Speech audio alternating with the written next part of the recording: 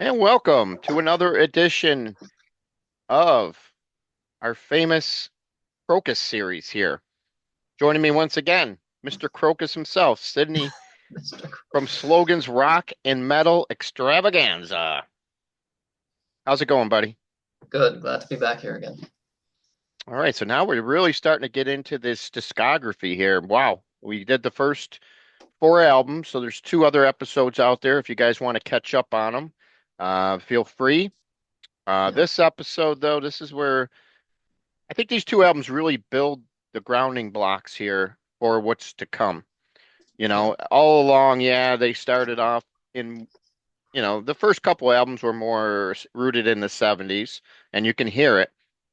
But as the last Metal Rendezvous started it off, and then these two just kind of pick up where that one left off as the style of music the band was gearing towards, with these fast chords and Yeah. heavy melodies, just some great stuff here. So we're going to discuss today the two next ones in the line here chronologically, and we are going to discuss, of course, 1981 Hardware and 1982 One Vice at a Time.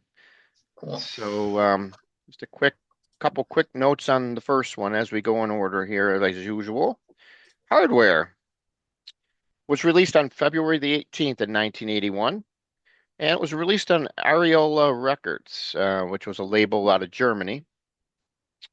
It turned out to be the first Krokus album to actually land in the charts in the US at number 103. That's very important for the future of the band. So they finally were starting to get recognized in the US. Yeah, number 103, but the fact of the matter is at least they charted. Yeah. And obviously from there, as you will see as time goes on, it definitely helped lay down the foundation here.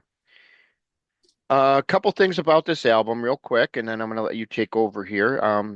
That was the kind of weird opening here with Celebration, and then it goes into Easy Rocker. I think the band would have been better suited to have Easy Rocker be the lead off track because it's such a fast-paced song Yeah. and one that they would carry on throughout their career. It would pop up in set lists. Celebration, I don't even know if they ever even played it live, but so the producers of this album was the band themselves, and the other note here is it's the final album for guitarist Tommy Kiefer. He recorded on the album. He started the tour, but unfortunately there were some problems with some heroin addiction, and they felt they had to replace him, and that's what happened. And to further compel the story, unfortunately, Tommy Kiefer never did come back in the band as he sadly passed away in 1986, Christmas Eve, 1986, by the way. Oh, wow. Yeah, sad way to go out. But let's go ahead and let you walk us through the titles of the rest of the songs here and whatever Oh, else. cool. Yeah. Yeah. So here you had the lineup. You had Mark on vocals, Fernando's back here again on rhythm guitar, keyboard, bass. Again, it's hard to know who's playing bass on certain songs because Fernando did both guitar and bass. So it's like who's playing bass on what songs? I don't know because you got Fernando on bass guitar and Chris doing bass, and he's doing drums, vocals, percussion, keyboards. Tommy, as he said, lead guitar, back and vocals. Freddie Steady's on drums, and Jurg Nijali is back, still here on keyboards, bass, and yeah. So you got three guys credited on bass. So it's really hard to know kind of who's playing on what songs here. These guys, a few of these guys are multi instrumentalists, so it's kind of hard to know Yeah. what playing on what. But that's pretty cool that they're all talented musicians, obviously playing more than just one instrument. So, but yeah, so like you said, kind of starts off weird with Celebration. I mean, it really kind of only makes sense as an opening track. I wouldn't really put it anywhere else on the album if you're gonna put it there. But like, Well, kind of, yeah, I mean, it starts off with that weird banging. yeah, it like starts off with this metal clanging Yeah. together, which makes sense with the album cover. See, but it's kind of misleading. So you hear that, you think it's gonna be this heavy rocker because you hear that Hmm. clanging, and then it goes into like this quiety ballady part before kicking into what sounds something along the lines that reminds me a little bit too much of United by Judas Priest, that kind of thing. sort of this sing along. Let's all hold hands sort of kind of deal. I don't know. It's kind of like the sing along sort of thing. Don't love it, don't hate it. I just think it was kind of don't think it was really needed that much, but Hmm. makes sense more as an opening track. I don't think it would fit anywhere else on the album really. Like if you had this in the middle of the album, it would be like what? But yeah, it's Definitely not in the only middle. really an album opener or a closer at the maybe. Yeah. But to me, it's you can't really fit this anywhere else. It wouldn't make much sense. It's just kind of there to me. It's not really horrible. It's just kind of like okay. But yeah, but then it goes, yeah, you got Easy Rocker, like you said. This is probably a top 10 Krokus song for me, maybe even top five. Like I've always loved this song. Just kind of reminds me of that Love Drive era Scorpions. Mhm. The riff itself even kind of reminds me of the song Love Drive. Just yeah, a song like this makes me just kind of think that people have really never bothered to listen to Krokus very much because they say, oh, every song just sounds like AC/DC. Yeah, you got that influence, especially on the album that's upcoming. That's their most AC/DC influenced, I would say. So they do have that AC/DC influence sprinkled throughout this on certain songs. But a song like this is just nothing like no AC/DC here, aside from maybe his vocals, him sounding a little like Bond. But like to me, it's just not AC/DC sounding at all. This one. So it's just like a full-on heavy metal song with that galloping riff throughout. The great, simple, catchy chorus, and Mark shows off just some all sorts of vocal ranges. Like even after the guitar solo, it kind of slows down, goes almost into like a Who-like vocal delivery, and just kind of the way it sounds almost reminds me of the Who in a way.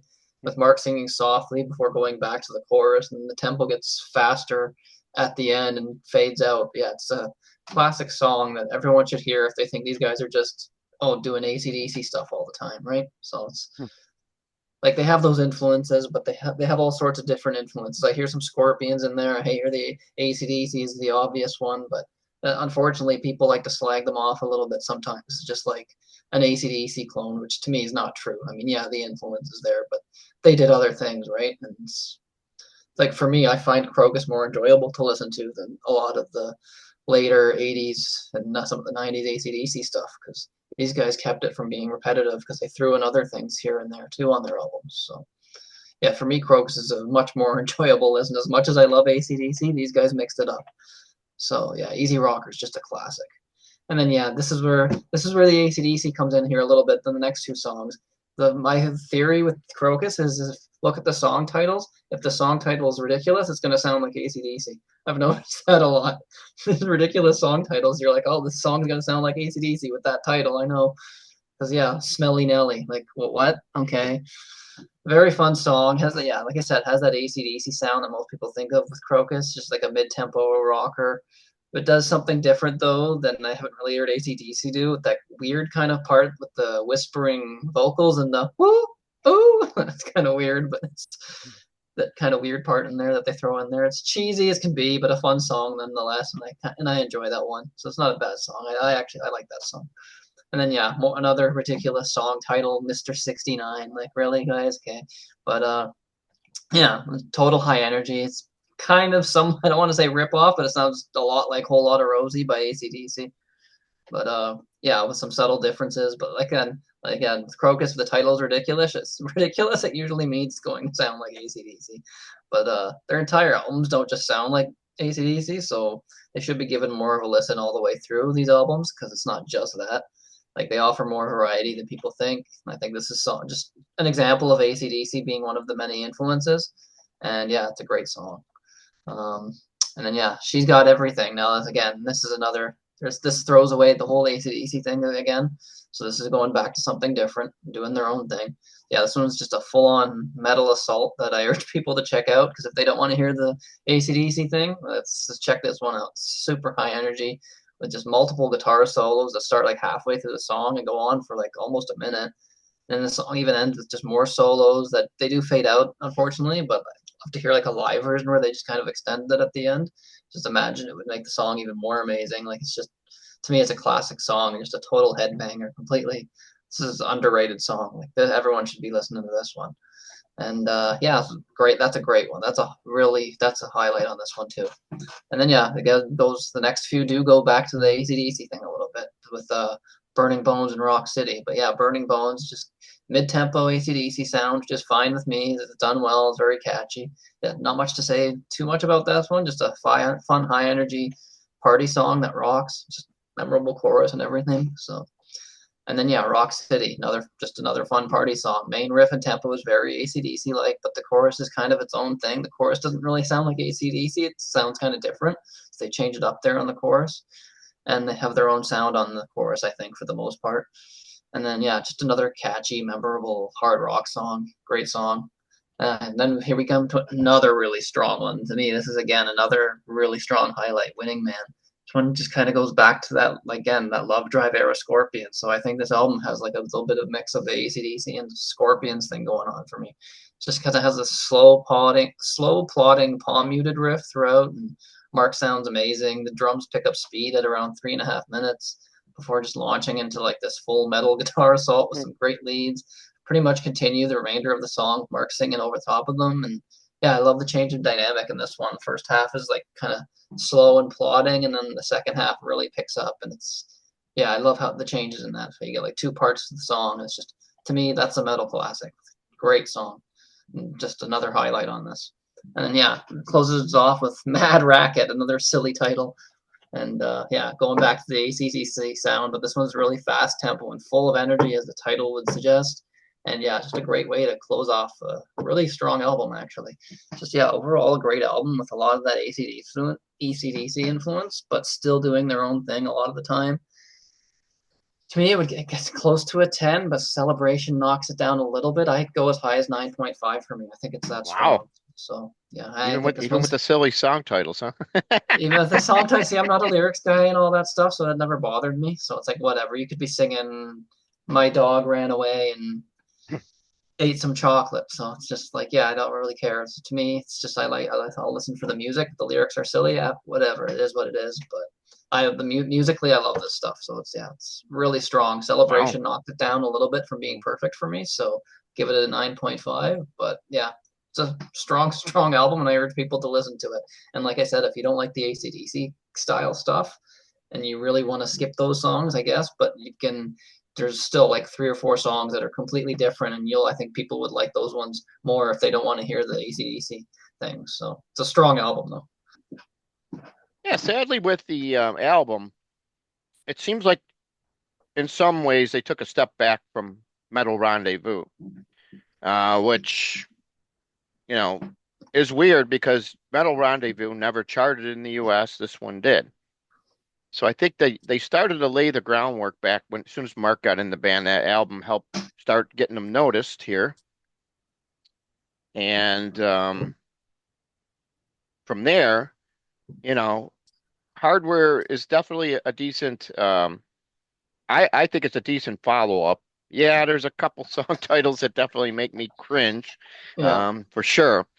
But when I'm looking at the album as a whole, obviously I think the problem with the album was actually the sequencing. I okay, think they should have opened with Easy Rocker, like I mentioned early on. I thought that that was easily the best and most yeah, accessible song on oh the yeah, album as far as who they were at that point in time. They were Easy Rocker, just a great song. Winning Man, another standout on the album. Matter of fact, it was such a standout track on the album that they re-recorded it later on in their career for the hmm. Heart Attack album in I 1988. forgot that was on that night. So yeah, I mean, I don't think that version's as good as this version because this Oh, version has more of the original lineup on the band here and everything. Because by the time they get to Heart Attack, there's not many members left. But this is just a great song, and both versions are good. But I prefer this version yeah, over that version. She's Got Everything, another great song they played live during this time frame. Burning Bones, another song. And Rock City, great song. I actually got to yeah, see that one live when they came here in the States cool. in the mid 2000s there. So yeah, just some great songs. You're gonna have a couple clunkers on every one. But for the most part, this album really, I think, is you know, one of the strongest albums of their career. Yeah, If you look forward as an album as a whole. Now you gave it a 9.5. I think I'm going to give it an 8.5, which is really good in my book. yeah. You to get a 9 in my book, you'd have to pretty much have every single song be a gem Yeah. for me. But yeah, everybody has their own rating system, so that's just good. So I can see why you picked what you did because you definitely this is your highest rated album, I believe now. I think Metal Rendezvous I did give 10. I think I did give that one a Did 10. you? I don't Yeah. remember that. But Hardware is definitely very close in that same ballpark as Metal Rendezvous for sure. Yeah, for me, if I'd like every song, I'm very lenient with it. If I like every song, if there's something I skip, that I just dock points Mm, for that. I kind of go try to simplify it a little bit. But yeah, that's how I kind of will just do it. If I like every song, I'll give it a 10. hmm But like, there's albums that I've given. It's weird, but like, there's albums that I'll give an 8 that I like more than the albums that I've given a 10, simply because those mm. songs that I really, really like on that album that's an 8 Just are brings it so down. are Yeah. so like are amazing, and then there's just songs on there that are just skipping, so the album as a whole is not as strong. But yeah, it's just yeah. All right, sounds good. Well, we got that one in the books there. So you guys gave it a 9.5. Mine's in, what did I say? 8.5 did I give it? 8.5. Yeah, We all pretty right, much good. picked the same songs as favorites, so we're kind of in sync there on the same songs that we liked. So All right, sounds good. All right, now we're going to move on to One Vice at a Time. Came out on March the 1st, 1982. And this yep, one was even higher on the US charts, peaking at number 53, which is pretty good for that time frame. It was produced by Tony Platt and Krokus. Many reviewers deem this like an AC, they deemed Krokus like an AC/DC copycat band. yeah. So, and if you know why, it's because Tony Platt was the engineer for Oh, there you AC/DC. go. So there's a lot of No, reasons why maybe they were kind of thought of in that lumped in manner. there. Yeah, Yep. So this would be the first album to feature guitarist Mark Kohler. And it's unfortunately many reviewers consider this album a letdown. Due to the chart action, not only in the reviews, but the chart action and by many fans. That I guess they felt that it just wasn't quite up to par as the previous two albums, which I definitely understand in my book too. I could see where they're coming from. But I would not call this album a failure by any means. no, And as we're going to talk about it going forward, um, yeah, this album is definitely I would say out of their career, it's probably middle of the pack, just upon first glance, middle of the pack. Maybe a little bit above the closer to the better than on if there's a line drawn in the middle, yeah, it's going to be closer to the top than it would be the bottom yeah. by a little bit. So go ahead and let's give it the rundown here. Give us the who played on it and the song titles and your take Yeah. on them. Well, yeah, I'd tend to agree on you there because it's just kind of it's not horrible, but like again, people tend to unfortunately judge stuff based off of how well it sold, which is kind of weird to me. If the music's good and you like it, don't judge it by what other people like. It's like I can name artists that sell billions and millions of Yep. copies, and I listen to this and I'm like, why? So it's all It's a valid subjective, right? valid point. Yeah. And again, I got albums that I've rated 10 that they're like by like obscure one album bands that like people hmm no clue who this band is, right? So it's just one of those things, right? It's if you like it, you like it. Shouldn't judge your how much you like it based off how much it sold. Like, to me, that's kind of weird. People will say, "Oh, this didn't sell, so it must not have been good." It's like, well, Yeah. Let's review it bad. Let's give it a bad review review because no one, it's like because because no one bought it. no one will give me crap for it if I write a bad review because it didn't sell anyway. So it's just kind of like, okay, whatever. But yeah. Yeah. Anyway, so yeah, so yeah, like you said, it's got the same lineup minus oh, Jurgen's not there anymore and Tommy's gone now. He's been replaced by Mark Kohler, as you said, on guitar. So it looks like Fernando says is handling all leads because I know Tommy was a lead player, so Fernando's doing all the leads and Mark's just doing rhythm. So and then yeah, here they kind of had more steady lineup on who's playing what. Because here it's just Chris is doing just simply he's doing bass, some percussion, I guess, but for the most part now you know who's like playing on what. And yeah, Bruce Dickinson's actually doing backing vocals on a song, which we'll get into when I get to that one. So yeah, so starts off again. Again, silly song titles, you know it's gonna sound like AC/DC. This album, I will agree, if you listen to it, this is where they're kind of doing too much of the AC/DC thing and it's a lot of that AC/DC sound, but the songs are still great. But so yeah, Long Stick Goes Boom. Again, as I said about the previous album, if it's a silly song title, it's gonna sound like AC/DC.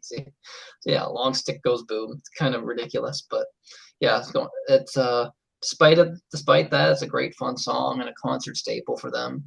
At the beginning, they even throw in some references to songs from Hardware and even one from Metal Rendezvous, which were like Mr. 69, Burning Bones, and Bedside Radio, because they mentioned something about a bedside and they mentioned Burning Bones and 69. Yeah, they get into that whole thing, but they kind of throw in. I thought that was kind of clever, throwing in some of the Mhm. older song title references in there as well.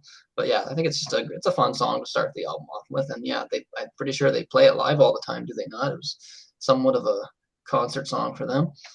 And then yeah, another silly one, Bad Boys Ragdolls. Again, more AC influenced as well. This one's got a fast tempo, but yeah, this one's really high energy rock and roll. Another fun one.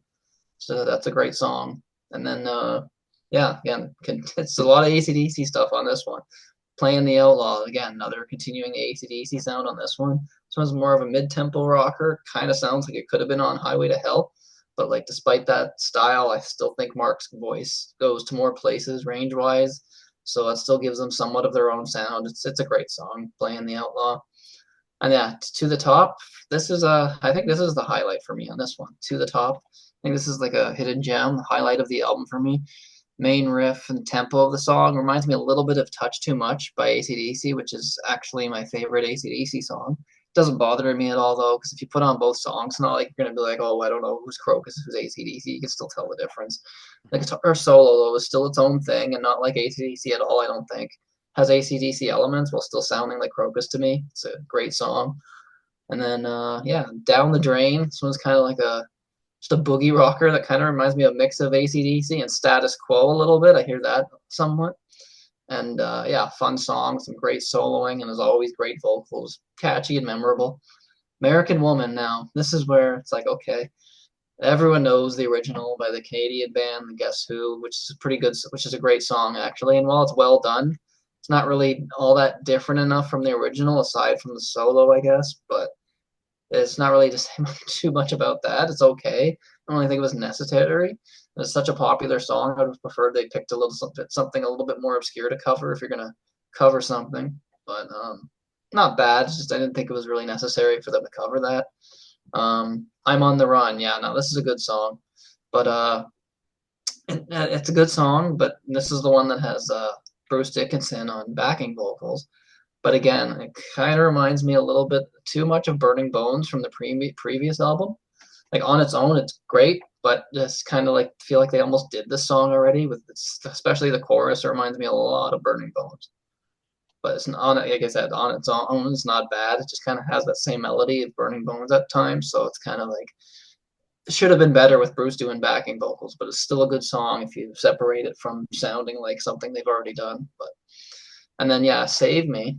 This is a good song. This is a really good one too. To me, this kind of reminds me almost though of kind of stuff that Accept did on I'm a Rebel. AC/DC influence, but with their own twist on it. That's what I kind of get from this one. Really enjoyable song with a great chorus that sticks in your head.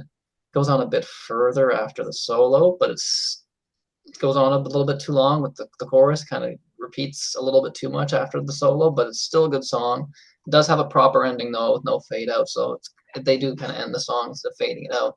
Yeah, it's a fun song. And then yeah, rock and roll, as cliche as that is, and as that title, and the title suggests it's just a high energy rock and roll song with their own Mhm. signature stamp on it. It's a great album closer and a ton of fun. I could listen to that one over and over again, despite the cliche title and the lyrics.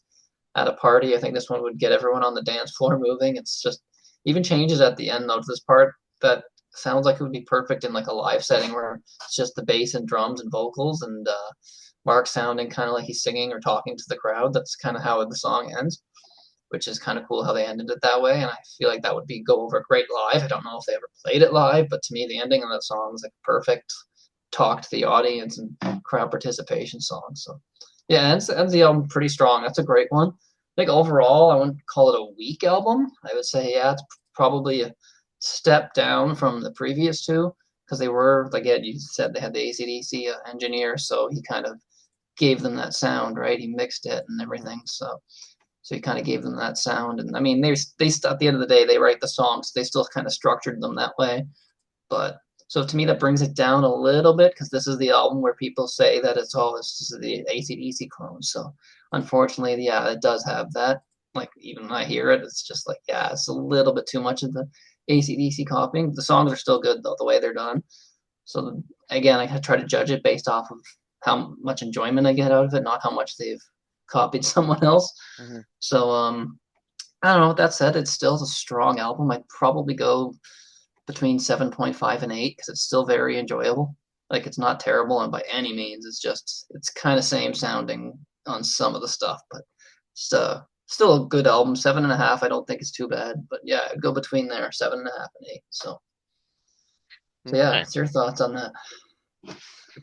Well, this album, it was one of the albums that I didn't get like right away because it wasn't available on CD right away for me. It was hard to get back in the late 80s. So I probably got it around 88, 89 maybe. But obviously I heard a bunch of songs off this one because you know, they had a live album that came out. They had a couple of them on there. And they had some live concerts on the radio as well. So of course, I think the go-to song on this album for most fans is of course "Long Stick Goes Boom." It's the song they opened up many shows with. It's probably the most used opening track that they've Yeah, had here on this yeah. album. Um, I've actually seen them play Bad Boys Rag Dolls, which is a Oh, shock. nice. That's Yep, kind of funny. That's fun to see but live. that's an okay song. But Yeah, playing the Outlaw was a highlight for me. yeah. It's a good one. And their version of American Woman, they did a good job on. That was one song They they did. actually played during concerts on the radio. They would have like a live artist concert like for Okay. metal bands on late at night on Friday nights, and they ended up doing like a seven. It was like a 7 song concert from somewhere, and American Okay. Woman was on there, and yeah, just that's a pretty. They did a pretty good job on that song.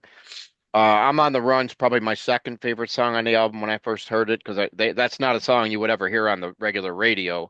No. But when I first heard it, I said, "Oh wow, this is great!" And I didn't even know Bruce Dickinson sang Yeah. background vocals on it until today. Actually, I didn't even know. See, you can't really hear that, right? You don't really hear Right. his voice. But I just liked the song structure and I liked the chorus, Okay. and I thought it was a very catchy song. And so those are the ones that mainly stuck out for me. It's not to say the other ones didn't, but those are just the ones that stuck out the most. Now, the one thing, what you were talking about when you were bringing it up here was producer Tony Platt, who engineered Highway to Hell and Back Okay. in Black. So I don't hear any Back in Black on this album. I hear No. Highway to Hell. I Yes. hear maybe even the AC/DC album before that one. Yeah. I hear older style Bon Scott AC/DC. I don't hear Yeah. anything Brian Johnson. So I don't know. No, I don't hear the Brian Johnson at all. His voice is more Bon Scott, anyways. I've never got Yeah. Brian Johnson AC/DC with Krokus, anyways. So it sounds like, Krokus tried to create that facsimile of Angus and Company's sound. Yeah. Um, but it just can't be reproduced, obviously. No. Yeah, as much as everybody thinks AC/DC is a simple 3 chord band, No. there's a lot No. more involved there than just Oh yeah. that. And then that's one of the reasons why I think these reviewers were saying, hey, Yeah. trying to do an AC/DC album, you're not AC/DC. Yeah. This album sounds a little two-dimensional and soulless, kind of like a paint by numbers, uninspiring because they seem like you're copying from somebody else. But Yeah. I don't know. I mean, yeah, they definitely It's not even that bad. God. right. No, they even agree that they Yeah. did take, some from the AC/DC, that they did really love the AC/DC era, and then they did try to bring some of that into their repertoire. But Yeah. so, overall, I would say I'm gonna go ahead and give this album, I would say an 8. It's not as good Okay. as Well, you're higher than Hardware, me. Okay. not as good as Hardware, but No. not as bad as one might think. Let's put it No. that way. Yeah. Anything else you want to add about the album before we close out this segment? No, not really. I mean, so I like the album covers. I like the titles. They're kind of clever, one vice at a time, and it's got the vice. Yeah, it's just got literal vices on it. It's just kind of funny. But yeah, I don't know. The album. I always like the album covers too. They had cool artwork, even though they're a little bit cheesy in the titles. But I don't know. It's kind of cool. But, Yeah, I mean this one is okay, it's okay, but I yeah. think the hardware cover is way better. No Yeah. doubt. Oh yeah, for sure.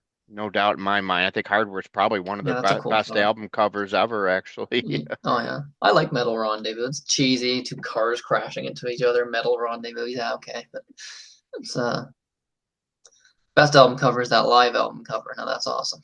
Yeah. Uh, But, there's many more to discuss there. I think the next oh yeah. two albums is where we really get into the meat of the band for sure.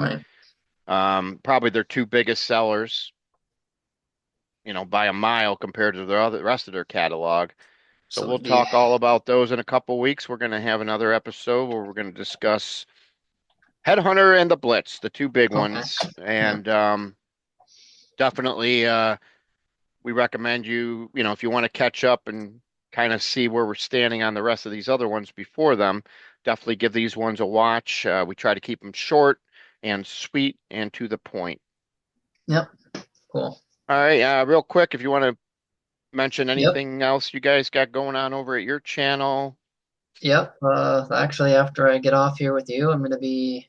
Well, it's not gonna be the same day because this is not live, so it's recorded. But yeah. Anyways, so this video is not happening the same day as what's going on right now. But yeah. Anyways, after I get off with here, I'm gonna be going live on my channel doing what am I doing? Oh yeah, best songs of Rush from 74 to 78. So it'll be the first six Rush albums. We got a full panel almost of I got like five people or four people joining me. So Mm, yeah, we're all picking our favorite song from the first six Rush albums from the debut up to including Hemispheres. So yeah, it'll be fun. We're all doing that.